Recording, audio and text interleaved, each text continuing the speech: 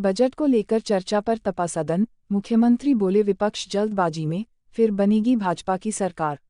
विधानसभा में आज बजट पर चर्चा शुरू हुई तो विपक्ष के नेता मुकेश अग्निहोत्री ने बजट को लेकर चर्चा में बोलना शुरू किया। मुकेश अग्निहोत्री ने इस दौरान बजट को झूठ के आंकड़ों का मायाजाल करार दिया। विपक्ष के हमले पर पलटवार करते हुए मुख्यमंत्री जयराम ठाकुर ने कहा कि मुकेश अग्निहोत्री बहुत जल्दबाजी में है। कांग्रेस में नेता बनने की होड़ लगी है। वहीं मुख्यमंत्री ने कहा कि अभी तक पता नहीं है कि 2022 के लिए कौन नेता होगा। कर्ज को लेकर विपक्ष के नेता झूठे आंकड़े दे रहे हैं। कभी 70,000 करोड़ कर्ज तो कभी 80,000 करोड़ बताते हैं। सरकार ने आम जनता के लिए बजट दिया है। 2022 में दोबारा भाजपा सत्ता में आएगी। पंजाब दस्तक के लिए हिमाचल विधानसभा से सुरेंद्र राणा की रिपोर्ट। इसीलिए मैं कह रहा हूँ कि मुकेश जी पता नहीं क्यों जल्दबाजी में है, और वो जल्दबाजी में वहां दिख रहे हैं, इस तरह से दिख रहे हैं कि अकेले को ही जल्दी लगी है।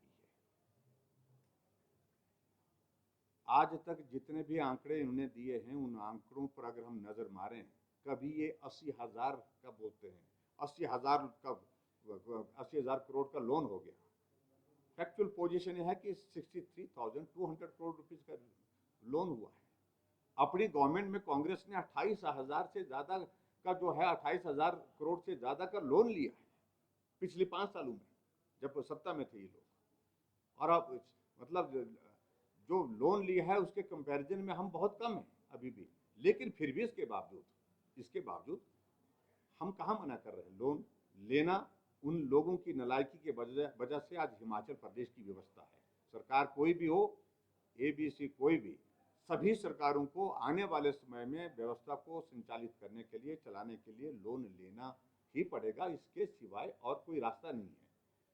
लेकिन जिस तरह से आंकड़े वो गलत बोल करके जो है वो करने की कोशिश कर रहे हैं, बिल्कुल गलत। मुझे बहुत बड़ी डिसअपॉइंटमेंट है उनकी स्पीच से। आज जो फैक्ट्स जो है उनको छुपाने की कोशिश की। हमने तो लिख करके दिया है एक एक चीज। अगर हमने गृहिणी सुविधा योजना शुरू की है तो उसको अंजाम तक पहुंचाया है। अगर हम 60 साल के ऊपर के बुजुर्गों के लिए पेंशन का प्रावधान किया, उसको हमने अंजाम तक पहुंचाया है। अगर हमने कहा कि हिम केयर के अंतर्गत हिमाचल प्रदेश का हर एक गरीब आदमी का इलाज करता, तो हमने उसको अंजाम तक पहुंचाया। किस बात को लेकर के वो झूठ बोलने की कोशिश कर रहे हैं। एक भी बात सत्य जो हमने कही है, एक भी बात जो है, एक बात उसमें सत्य है, कोई भी उसमें झूठ नहीं है। इसलिए राजनीतिक मकसद बस यही बोले जा रहे हैं, जाने वाले हैं, आने, जैसे कि भैया जाने वाले के बाद वही आने वाले हैं। अभी मालूम नहीं उनकी ही पार्टी में क्या कौन आने वाला, क्या कौन होने वाले हैं, मालूम नहीं। लेकिन इतना मैं जरूर कहना चाहता हूं, भारतीय जनता पार्टी की हमारी सरकार, हम कमिटमेंट के साथ पहले दिन से काम में लगे हैं और अंतिम दिन तक हम काम करेंगे। और आने वाले समय में जब चुनाव होगा तो गुंजाइश नहीं होगी, आने वाले भी हम ही होंगे और जाने वाले वही होंगे। 71% बजट का जो है 100 में से 71% फिक्स्ड लायबिलिटी है विकास के लिए, और दूसरे खर्चों के लिए सिर्फ 29% पैसा बचा है। 29, पिछली बार ये 45% था। तो इससे आप अंदाजा लगा लिए कि एलोकेशंस गायब हो गई सेक्टर्स की, किसके लिए क्या करेंगे। इसीलिए इस बार हवाई अड्डे के लिए कोई पैसा नहीं, मंडी यूनिवर्सिटी के लिए कोई पैसे की बात नहीं हो रही, किसी और प्रोजेक्ट के लिए कोई पैसे की बात नहीं हुई। सीधा ही जो है फ्रंटियर मेल चलाई हुई है। मुख्यमंत्री ने तर्क दिया भी नहीं था। ऐसा है, मुख्यमंत्री जी का पहला बजट यहाँ पे है।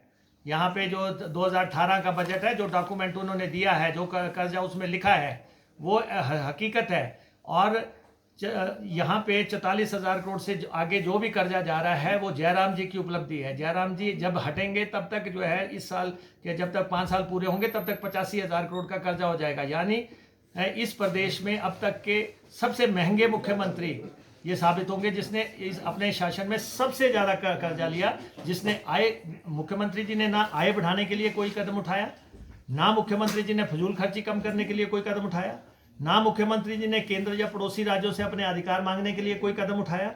और जून में तो GST की कंपनसेशन बंद हो रही है, तो उसके बाद क्या स्थिति होगी, और बदहाली में जो है स्टेट चली जाएगी। तो हम ये तो यहाँ इसमें झूठ परोसा गया है, इसमें जो है तथ्य छुपाने की कोशिश की गई है। एक आपने बात कि ये डॉक्यूमेंट है सरकार का। जब सरकार ये 47 नंबर पे, 17 नंबर पेज पे 47 पे क्या लिखा है, हमारी सरकार ने निर्णय लिया है कि 2022-23 में सामाजिक सुरक्षा पेंशन के 40,000 अतिरिक्त पात्र आवेदकों के वर्तमान पात्रता शर्तों के आधार पर सामाजिक सुरक्षा पेंशन प्रदान की जाएगी। 40,000 जब आपने यहाँ पे कैप लगा दी, फिर आप नीचे कहते हैं 60 की आयु वालों को सब कुछ मिलेगा, कैसे होगा?